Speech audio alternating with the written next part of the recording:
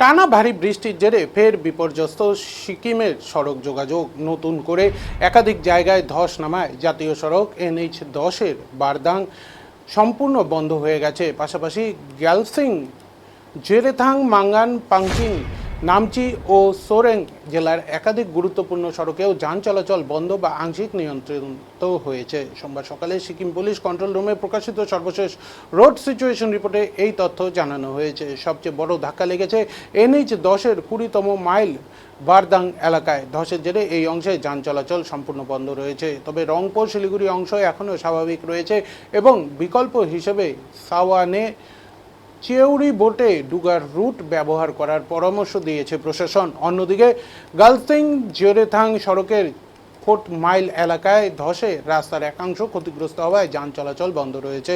প্রশাসন দ্রুত রাস্তা পরিষ্কারের কাজ শুরু করেছে এবং আবহাওয়া অনুকূলে থাকলে কয়েক ঘন্টার মধ্যে রাস্তা চালু করার চেষ্টা চলছে। সিকিম পুলিশ রিপোর্ট অনুযায়ী প্যাকিং জেলার ম্যাচং লসিং এবং মাচং বারাপথিং সড়ক বন্ধ রয়েছে। মাঙ্গান জেলার টুং নাগা নিউ রোড এবং চুংথং লাচেন সড়কের একটি অংশ ধসের কারণে বন্ধ হয়ে গেছে। নামচি জেলার রাভাংলা, ইয়াংগাং ও ফংলা বার্মিক সড়কে যান চলাচল বন্ধ রয়েছে। এছাড়া গালসিং জেলার সোফাখা, চিওয়া ভাংজং, গ্যালসিং লেকশিপ এবং বার্মিক লেকশিপ সড়কও বন্ধ রয়েছে। সেরেং জেলার থারপু এবং মালবেসে হয়েছে জোরাংথামগামী দুটি গুরুত্বপূর্ণ সড়ক স্টিল ব্রিজের রক্ষণাবেক্ষণের জন্য বন্ধ রাখা হয়েছে। অন্যদিকে মেল্লি সেতুতে আগামী 5ই আগস্ট পর্যন্ত বিশেষ ট্রাফিক বিধিনিষেধ জারি রয়েছে। প্রতিদিন সকাল 6টা থেকে রাত 10টা পর্যন্ত শুধুমাত্র হালকা যানবাহন চলাচলের অনুমতি থাকবে। রাতের সময় সব ধরনের যান চলাচল বন্ধ থাকবে, তবে অ্যাম্বুলেন্স, দমকল ও জরুরি পরিষেবার গাড়ি এই নিষেধাজ্ঞার বাইরে থাকবে। আবহাওয়া দপ্তরের ভারী বৃষ্টির সতর্কতার মধ্যেই একের পর এক ধসে সিকিমের পাহাড়ি এলাকায় স্বাভাবিক জনজীবন ব্যাহত হয়েছে।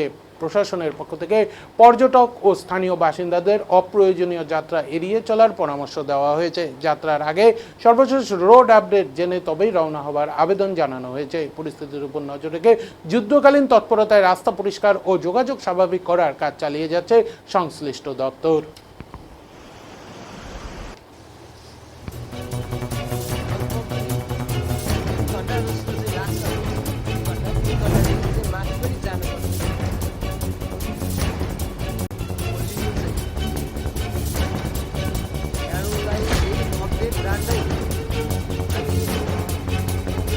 रोड खोलिने समयसम्मको अपडेट तपाईँहरूको समक्षमा राख्ने नै छौँ है।